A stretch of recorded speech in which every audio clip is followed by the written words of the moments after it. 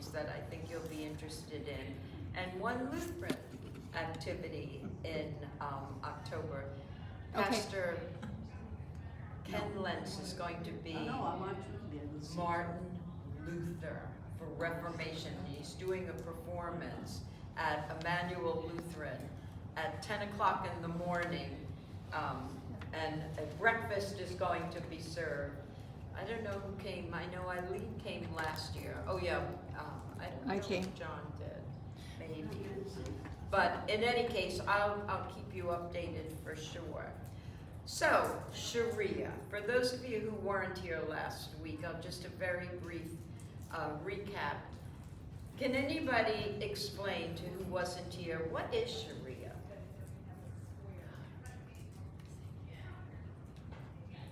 Set of laws.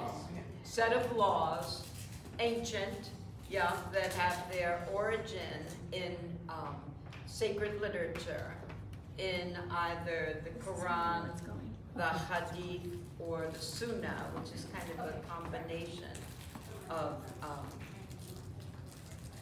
revelations to Muhammad from Allah. So laws that are put on this planet to make this planet a better planet.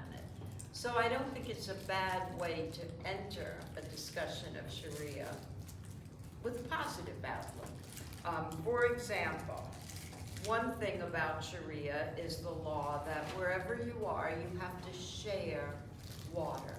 Everybody should have access to water. And I think that's a good law, particularly since Sharia came out of either Medina or Mecca, depending on how you see the succession. But in a community where water is scarce, you should share what you have. So you can't live without sharing water. So that is a good thing. And prayer. I think prayer is always a good thing. And prayer is a major part of Sharia. Now, Sharia law says that people should pray 5 times a day, right after they wash, from the top of their heads, literally to the bottom of their feet.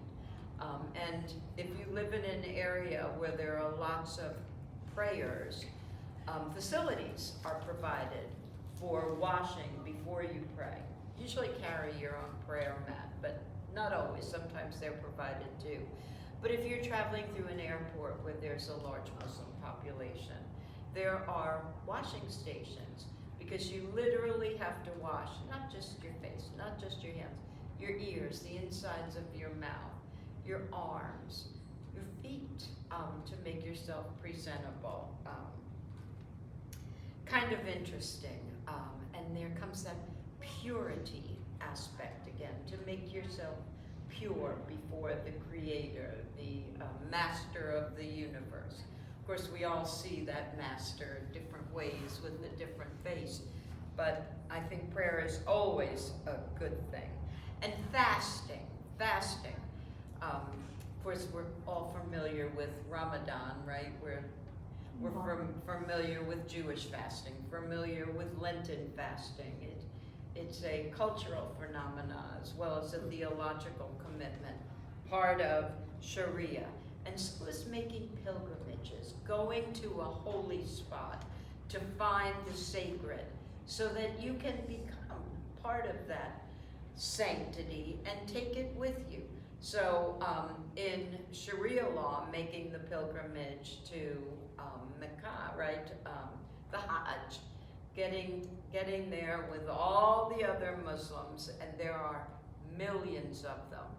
And I thought I would offer this as an opportunity. If you're interested in seeing what the Hajj looks like, I did a presentation and spoke with people, interviewed people, and I have some pictures that I can share with you if you want to take a Hajj together. That would certainly be, of course it would be online, you know, we wouldn't, because unless you are a Muslim,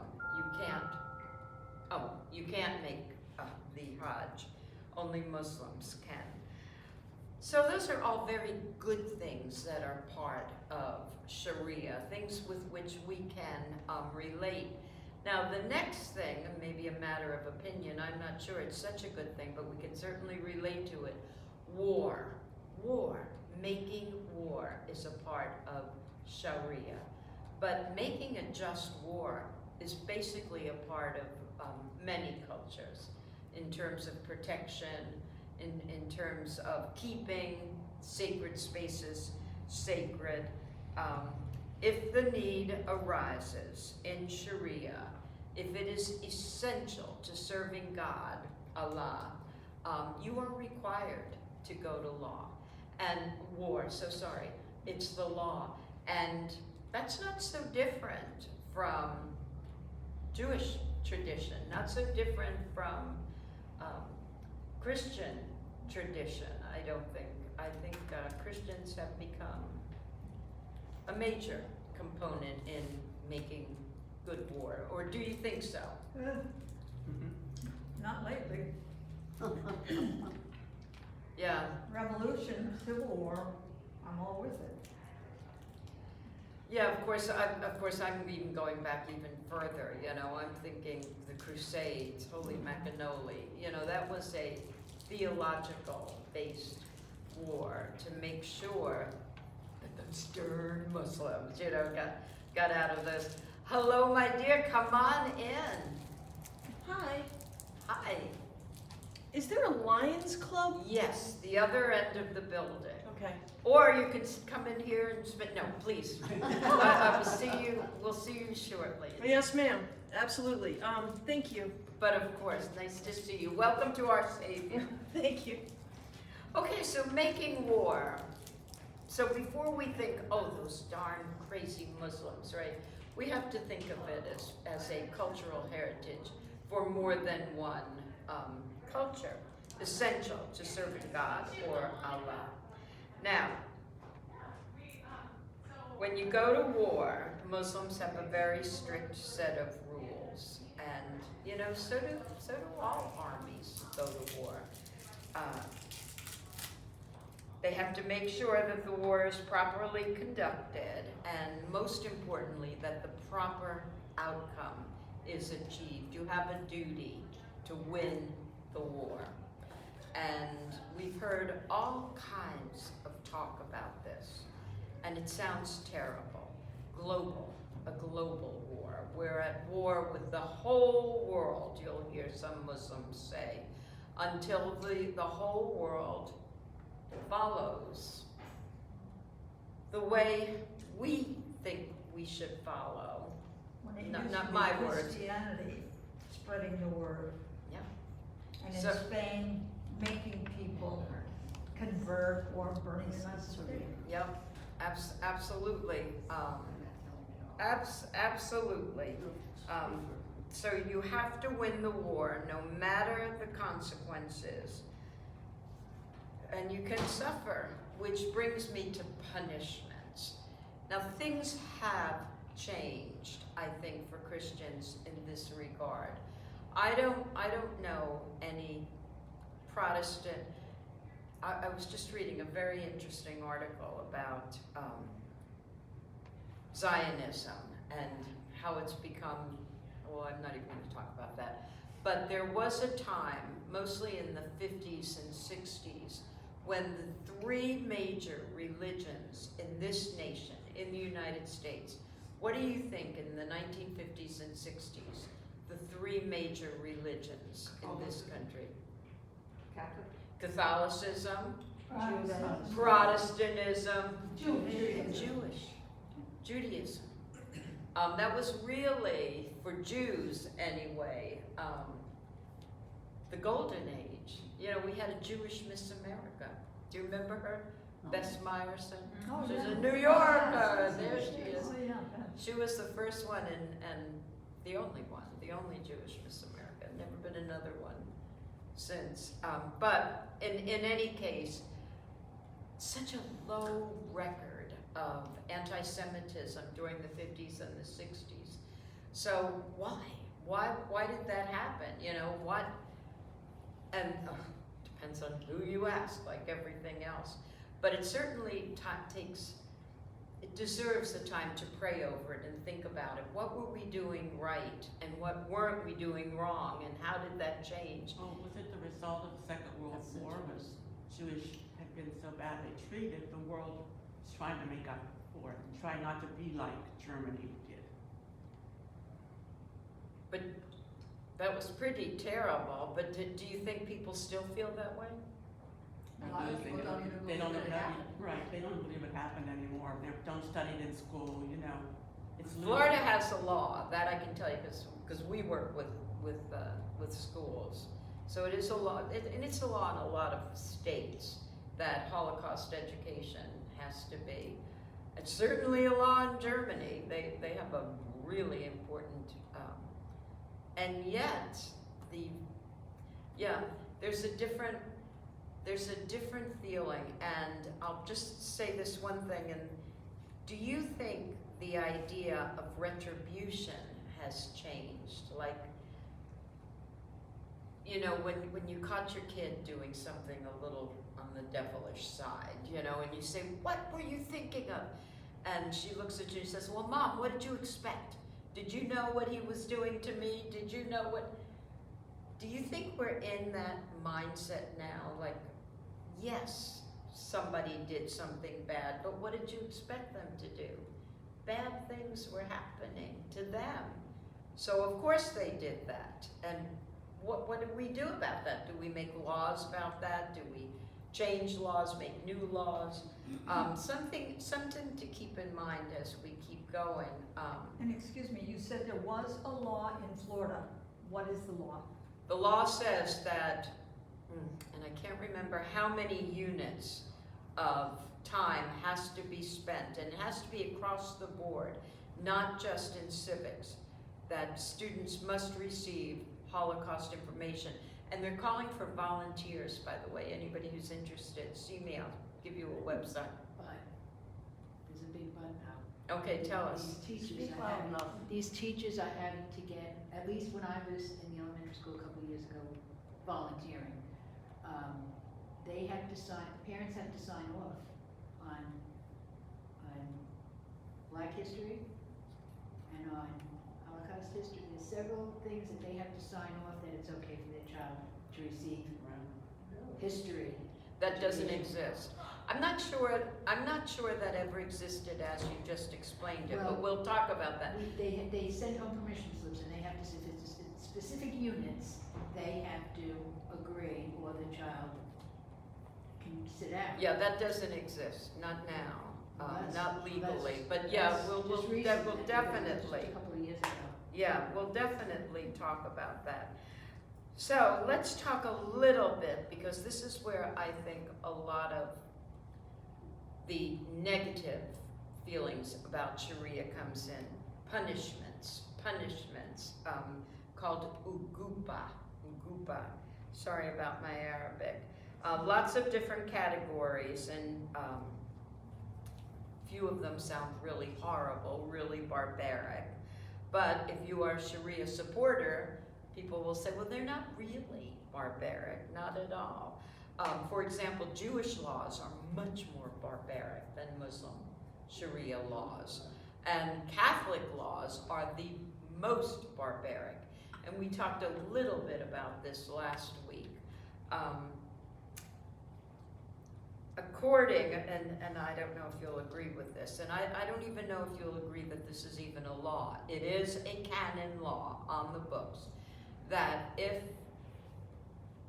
a believer commits a mortal sin intentionally and doesn't confess and doesn't receive absolution, what is the punishment for dying? Hell. Hell. And how long do you spend in hell? Eternity. Forever. And what happens when you're down there? Agony, torture. And being separated from God, Which is agony and torture, yeah. But of course, what have we done with that? I don't think anyone really believes that God is okay with that I'm going to put you there, torture you with my blowtorch forever. You know, I'm just gonna burn you and burn you. it doesn't sound like the God we worship, you know, and I mean, anybody, it doesn't sound, so that's why it's so hard. If you ask a Muslim, do you really think Allah's gonna do that? No, I don't, but is it on the books? Yes, it is. It's a canon law. It's no relief, eternal damnation. Well, Sharia law is much more merciful, I think, than that. And in Jewish law, the old days, I mean, there were some serious punishments if you know, open your mouth if you were convicted of something with 2 witnesses. Of course, they had to be men. No women could be witnesses in a court of law in those days. Open your mouth, hot lead was poured down your throat. And if you survived it, you would be okay, but nobody survived it. So what happened, you know, and think of even in our own country, think of the witch trials, right? And, we're gonna just hold you underwater for about 30 minutes, and if God says you're innocent, you'll be fine. You know, what do we do? You know, so we do it to each other. Many Muslims, and I've been talking about this forever, online, say don't think about it as a law. Think about it as really good advice. So you should follow everything in Sharia, because all of Sharia is upright and positive. But there are a lot of Muslims that don't agree with that. Like if you're a woman or a girl. Can I Some people say, yes, For me, it's a patriarchal society that is very strict. There is no regard for a woman, and one of the reasons they have to cover everything but their eyes is because it's a temptation bet your sweet to could be. men. They know what's underneath. But it's the men who are leering. And I have to say this, and I think I've mentioned this before in working at Faith Lutheran, where there's some citizens of Sweden. Sweden's changed. I don't know if anybody knows Sweden or has visited. You know, you just think of it just running so smoothly, you know, the perfect socialist, everybody looks like everybody works together, everybody takes care of everybody. It's just not so anymore. Population demographically has been altered, and the Swedes haven't changed, but the people watching the Swedes as immigrants have definitely changed, and Swedes don't cover up.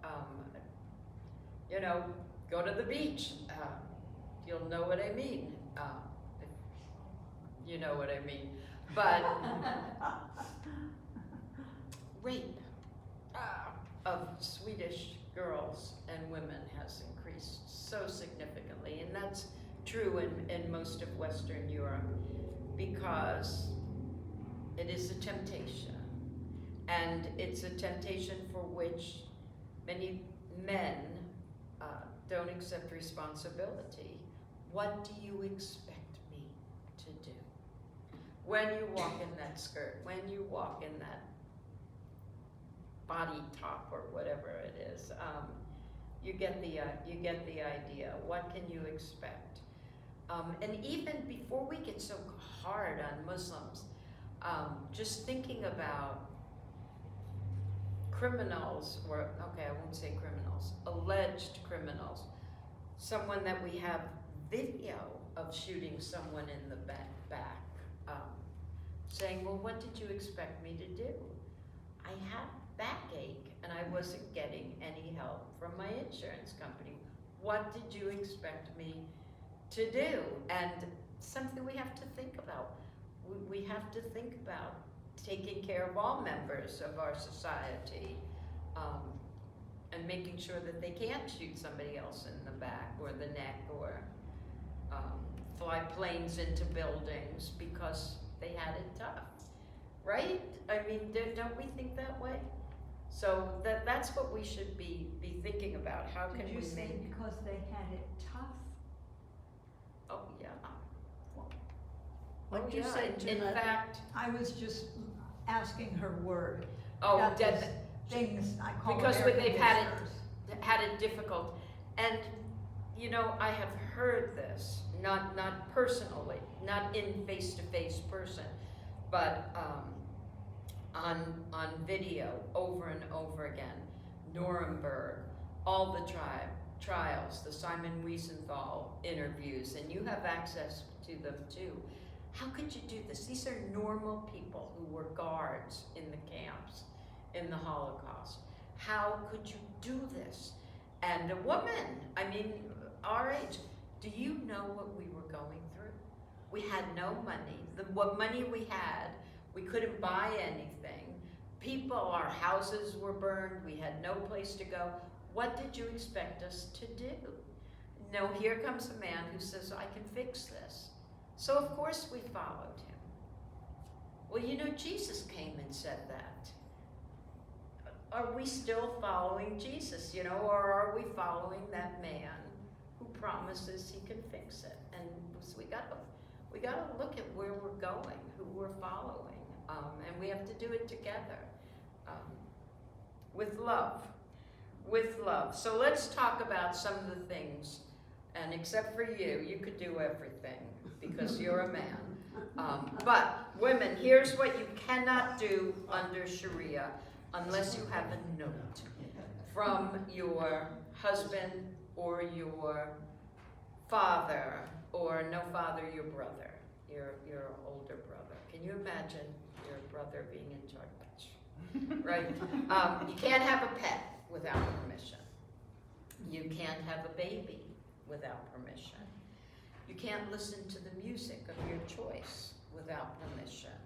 You definitely can't go swimming where men can see you. You know, it has to be secluded. And you can't be gay. You can't be a lesbian if you're a woman.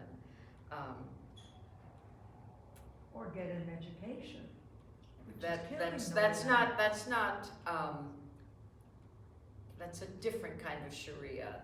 That's a more localized cultural Sharia, but that's correct. Because what good will it do you? What good will it do you? You should be home making more Muslims. Just like when I said to Rabbi Shalom, who has he and Kairivka have 10 children, and they are grandparents of one child, and she's pregnant again. And I said, oh my goodness, and he said, we have 6 million to replace, and we have 6 million. It's a responsibility, you know, and they are growing. The Orthodox Jewish community is growing, and so is non-progressive Muslim communities growing. Lutherans aren't. We're keeping, and it's not by conversion or anything. It's just we're not producing. I don't know why we've convinced our children, Protestants, not to have kids, but they're not. They're not having kids. We've convinced them. I think what's going on in the world might convince them. Money, the cost of living, I've heard. I know. I know. All right, let's see where we are. We talked about if you're a thief, these 3 fingers go first. If you live in a community where Sharia law is practiced, that's not allowed here. Now, I don't know if see, that's what I cannot get a straight answer from. If you are, let's just say you're a Muslim and you've stolen something, and you go home and your father grabs you, you broke the law, the other person says, I want those fingers, boom, chopped off. The second time you steal, you get to keep all the fingers on this hand, but you lose a foot. Now, do you have the right to go to and US police officer, wherever you happen to be, and say, I want my father arrested for chopping off my fingers? Or do we really want Sharia respected? Hey, that's their theological, cultural commitment. Or do we want to protect Scott and any other practitioners, you know, girls, women? It's a tough one. It's a tough one. I don't think it's tough. No, this is the United States and we abide by our laws. But what about freedom of religion? No. You know, aren't there No, some freedom of religion, but no. Christian sects, and I don't know who they are, who will not allow their children to have a transfusion? Or, will, you know, that sort of thing. Jehovah's Witness and Latter-day Oh, is that right? No, Mormons will. Mormons allow it. But I don't know, I don't know Jehovah's much Witnesses about will not. Jehovah When Witnesses. I know when I worked in the hospital, they would. No transfusions, oh no, I There have didn't. been court cases where they've tried to get a child help when their parents won't allow them that.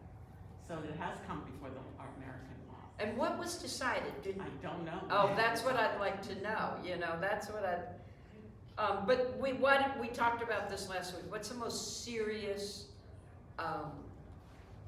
law that you can break? If you're a Muslim, conversion, yeah, leaving your religion. Absolutely, that's punishable by death. But of course, you can appear to be prejudiced, racist, Islamophobic if you say that is so disgusting, or that is, so we should be culturally sensitive and say, how do we protect people from, I think we should protect all people from killing a person, right? Yeah, but then after Bonnie, then, Years ago, if there's another religion, I can't think of the name other than Jehovah's Witness. There was another religion where you couldn't have any foreign help if you were sick or whatever. If it happened to a child, the government, our government, would get involved and take the child temporarily to save its life. And that was a law. I think that was probably back in the 50s, because I remember a family that I knew. wow. They weren't Jehovah's Witnesses, they were something else. Christian Scientist?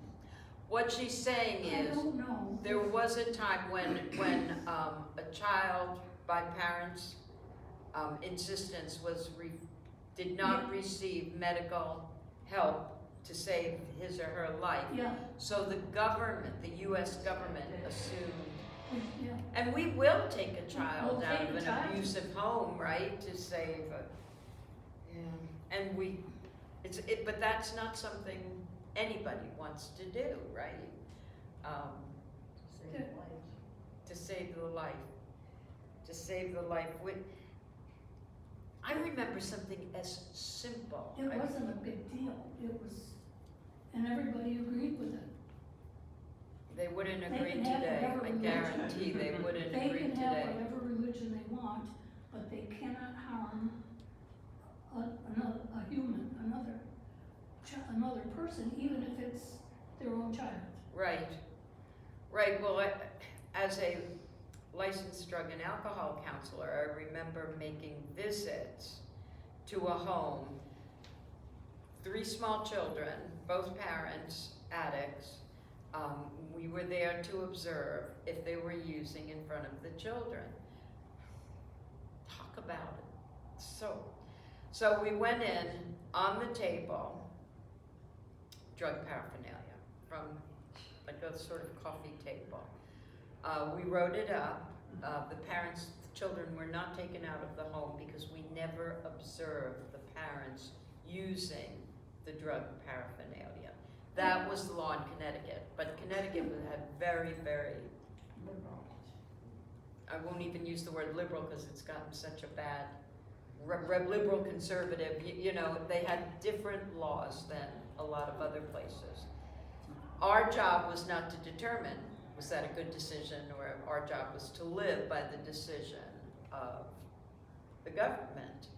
And you know, it's the same thing. I don't know if you've been in an area where we live in paradise, where homelessness is rampant, where you literally, you know, in the old days, before people, the pickup law, you know, you can't leave your dog's waste on the street.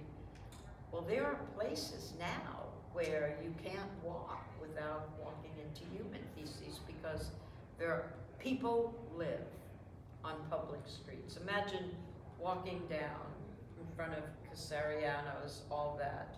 And the sidewalk cafes are still there. It's just right outside the sidewalk That's been cafes. going on for 20 years.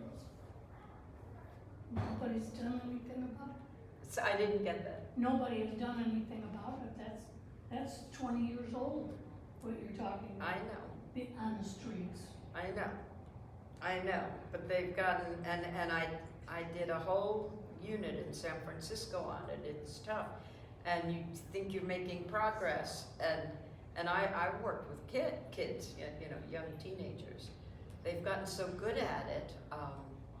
They got dogs because if they had a dog with them, the police were not able to arrest the kid, get him off the street.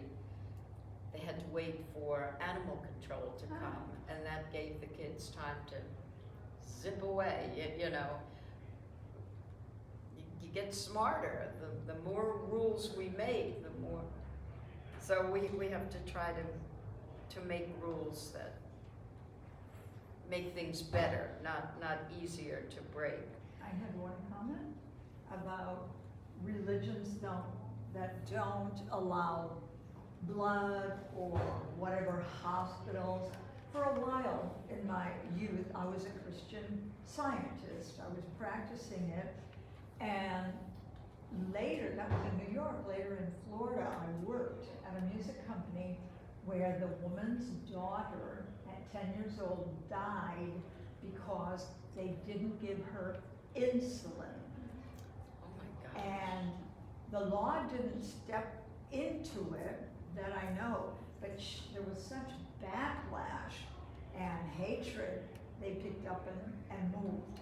And those who don't understand it, getting prayer, believing only in prayer that God made you perfect in body and spirit, there can be no disease. So it's very controversial. Yeah. Yeah, and we touch this every time we open our scriptures. You know, we went through that ending of Mark, right, where clearly Mark, the addition to Mark's gospel at the end says, here's what I'm leaving you. Jesus says, here's what I'm leaving you. You will be able to, when you get the Spirit, you'll know you have the Holy Spirit within you, because you'll be able to pick up a vicious viper, a venomous snake. Let the viper bite you, and you won't be hurt. Or you can pick up a bottle of poison and drink it, and nothing will happen to you. And if you lay hands on somebody who's sick, your hands will heal them. And a lot of people do believe that, laying on hands. And a lot of people do believe the Holy Spirit comes to us. But most people don't believe that I'm going to pick up a snake, get a bite, and chase it down with a bottle of poison, right? But that's what it says, right? What do we do with those texts? Well, we edit them. Sharia doesn't. You know, here's the law. So what the heck are we supposed to do with it? I think, can we all assume that Sharia is religious law? Do you think of it as a religious law? Yes. Yeah, religious. It's, They bring it into society too, so it's do not what? truly That's- religious in you're that sense. absolutely right. What did you say? Brings it into society also, so it's not just in the mosque. It's not just you know, at your personal altar at home. It's everywhere. But remember, American law separates religious law from civil law. That's the basis. So what about just using Sharia when it comes to families? Like parents have a right, they sign a paper, they have a right to do with their kids what they want to do when it comes to their religion. Unless it's hurtful to the child. It's not that simple. It's not that simple. There were people in Sweden, a couple who were homeschooling their children, but religiously also, the government took the kids. Oh my. And that's, you know, that's Europe, but some of the Scandinavian countries are loose. Oh, well, if you ask, I'm talking Europeans, you know, whether it's Italian, French, Germans, what's going on? No more religion. You know, religion has not just taken a backseat, it's not even on the vehicle that's moving anywhere. People don't go to church, they don't practice religion, very, very secular, and yet, Sharia, and I'll talk about this in just a moment, Sharia is a part of the law there. But anyway, in America, that wouldn't work because thinking the idea of American family and a Muslim family can be very, very different. So family law wouldn't cover the exact same thing since the American justice system, with which we are all familiar, is really built on an equity structure. People are equal, and that's built right into the U.S. Constitution. It's part of that constitutional compact that says, among many other things, that husbands and wives have equal protection under the law. We agree with that. And it's the same thing if your kid's a male or a female. Same laws for a male kid and a female kid. Equal rights. But that's not always true with Sharia law. So that brings up the question, and not an easy question. Does Sharia disadvantage women? Well, if you're Muslim, especially if you're a Muslim man, you may feel one way where another Muslim man feels another way, while a Muslim woman may feel a completely different way. And if you're not Muslim at all, then Sharia can almost sound anti-American sometimes, since Sharia subordinates American law to the Quran, Muslim holy book. Now, that means thinking of Sharia as a list of duties, right? I have to do, I have to pray, I have to fast, I have to make the Hajj, I have to be charitable. These are all good things, the pillars of Islam, where the American Constitution feels that you don't have a list of duties, you have a list of rights. I have the right to counsel, I have the right to, and we know But there's not much effort toward assimilation. Oh, they don't want, a lot of people don't want to be assimilated Oh, I know. because you don't want to, I know. And what is, when people come here, should we just naturally assume that that's your duty as an immigrant to assimilate, to become one of me? But look at us, we're all different. Which one of me are that guy gonna become? You know, they're gonna be Scots, or they're gonna be Lynn, or they're gonna be you know, that's another really tricky. Yeah. Now, we have rights, but as American citizens, there are things that we have to do, right, for our Creator because of the things that are guaranteed to us by our Creator, right?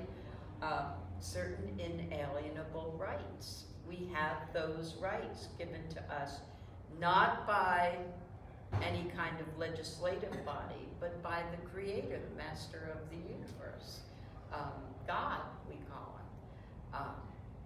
And in return for that, we have to serve each other. We all believe that. We have to be good citizens in the kingdom of God, I think, right? So before you get any of your rights, which are inalienable, you have to serve your God. Do we think about that? Now, whether you serve him as we think typically religious, but you have to be a good citizen in this kingdom that God has created here, the United States of America. I think we all feel we have a responsibility to be good citizens. Social contract, right? That's the Declaration of Independence, and some people say it's religious. You know, there's a Judaic-Christian component to our Constitution. So maybe the Constitution is what religion sounds like. But let's look a little bit at Sharia, which is definitely not secular. Sharia is definitely religious. It's not based on consensual governmental agreements. Nobody got together and voted on this. And it's not based on self-rule. It comes from one place only, from Allah. That's what gives Sharia legitimacy.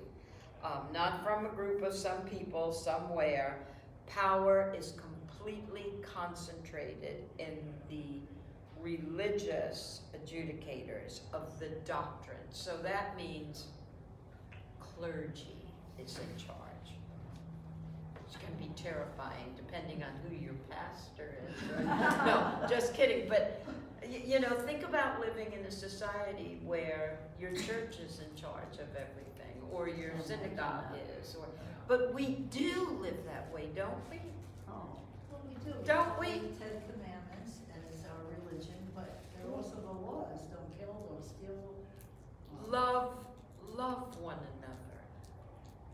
We live like that, don't we? Don't we try that?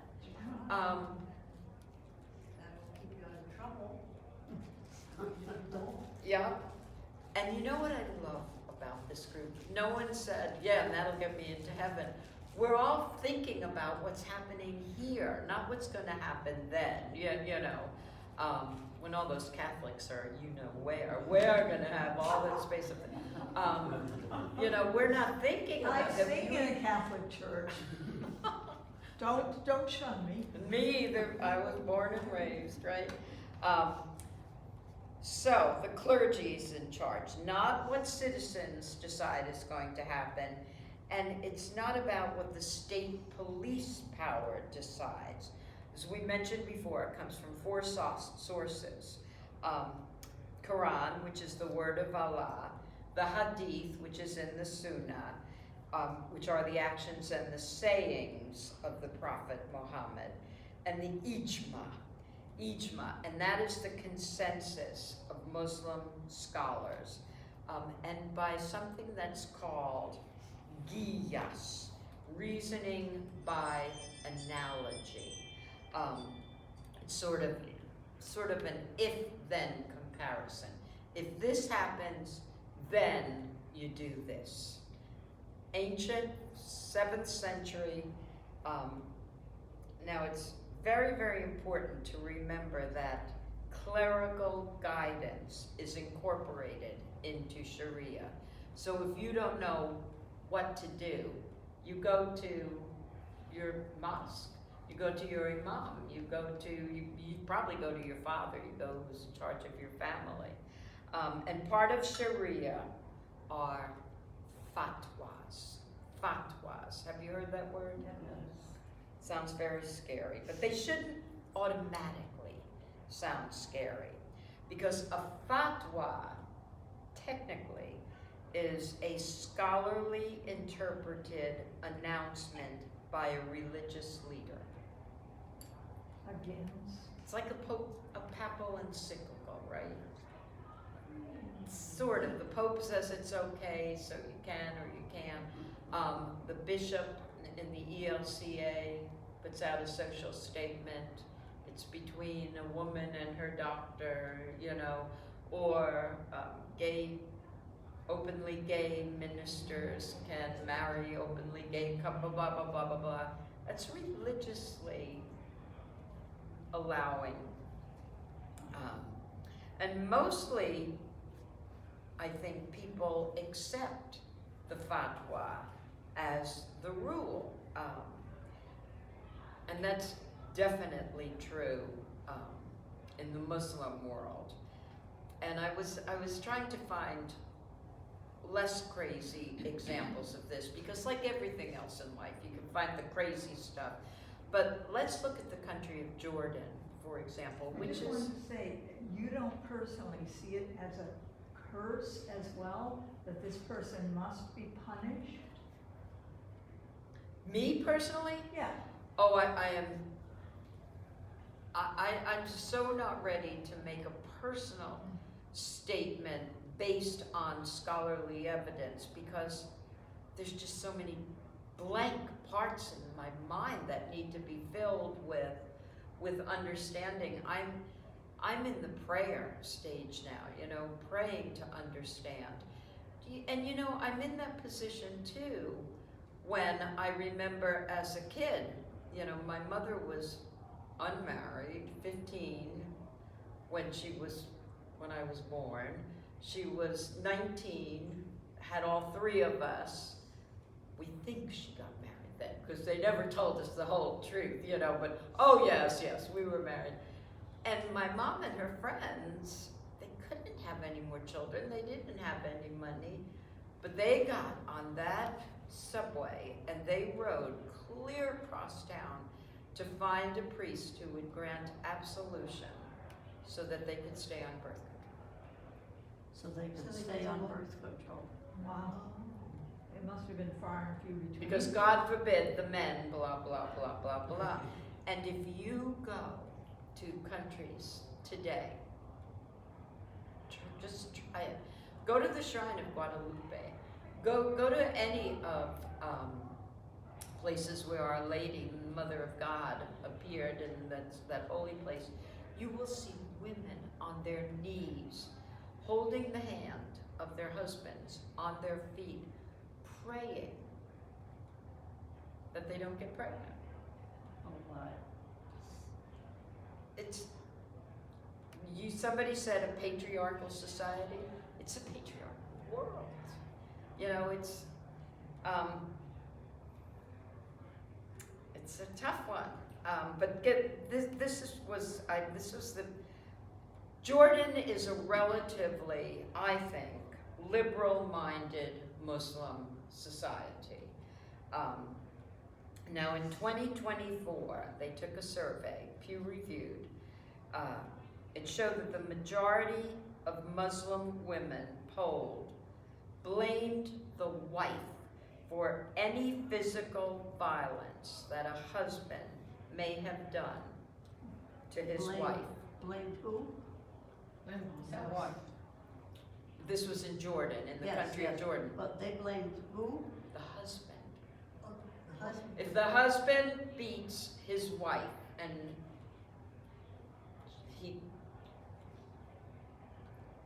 today in 2024, most Muslim Jordanians believe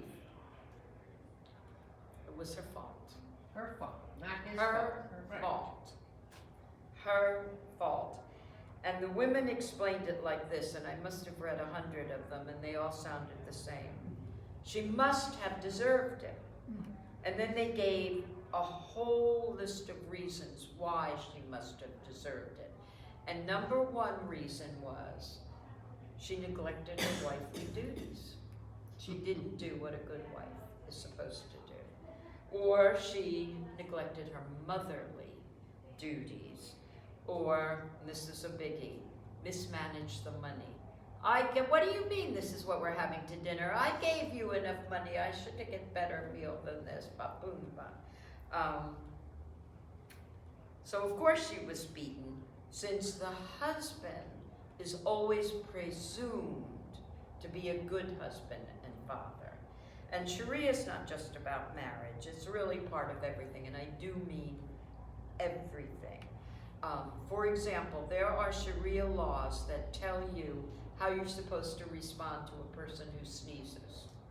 Depends on where they sneeze, who they are compared to you in terms of social hierarchy. And a woman would never say, oh, Allah bless you for sneezing. You know, you just wouldn't address a man you didn't know. Big trouble. And when it's okay to wear certain jewelry to certain places at certain times. And not just your everyday stuff, your gold jewelry, whole new set of Sharia laws about when you can wear your gold jewelry. But mostly family. So it has to do, 80% of Sharia law has to do with marriage and what happens as a result of marriage and the conduct of women. So it's definitely sociological, religious focus. Divorce. Should divorce laws protect women, or should they protect Sharia? You know, should we have laws in the United States that present a person in the that protect a person in the United States? Or should we allow any person to be ruled by the laws in that person's religion, in that person's house? You know, do we have a right to go? And do we want, in the United States, do we want to include a religious cleric in this decision? Do women have a right to choose their own husbands? Can they own their own property? And how much cultural accommodation can be accommodated by us in a country like the United States? Now, do you know that the United Kingdom accommodates Sharia? England, yep. Yes. Scotland, yep. Wales, yep. So do France, Austria, What do Germany. you mean by that? Very, very controversial there. What do you mean by accommodates? A woman cannot walk into Scotland Yard and say, bloody, my husband beat the hell out of me. That police officer is required to consult a Sharia tribunal. Even if she's not Muslim? I don't even know how a police officer would determine if you're Muslim or not. You're all dressed. Yeah, if you're all draped out, yeah. That's another, don't even get into that's crazy. We touched on that a little bit, and now we are facing a decision of what we're going to do here. We're facing people who are running for office, who are trying to, and I don't even know how to put it, to make Sharia available to people who live in the United States. It's not now. So should we welcome it or should we ban it? Don't tell me. But have you noticed in your being out and about, it's not a huge thing in Venice, but if you're in Michigan, it's a huge thing. If you're in Minnesota, it's a huge thing. If you're in Maine, it's a huge thing. I mean, and it's not just marriage, but it also pertains to business, money things, banks, businesses, like making absolutely certain that when you're in the United States, you can get a Sharia compliant mortgage. Have you heard about this? No. Oh God, help me. And I'm terrible about this. Now, a Sharia compliant mortgage means, well, if you're Muslim, no interest, you're not allowed to pay interest. So, you have to be able to go to a Muslim-owned and operated institution who will lend you money interest-free. So banks won't be holding. So if you're a Muslim, you own a business, and you want to expand your business, you don't go to an American company and get a loan so that it falls under American laws.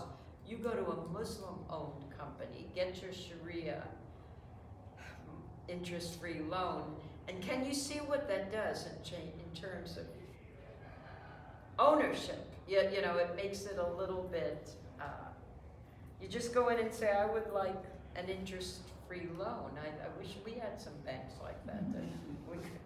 But it's very complicated and very controversial because of the chain of ownership.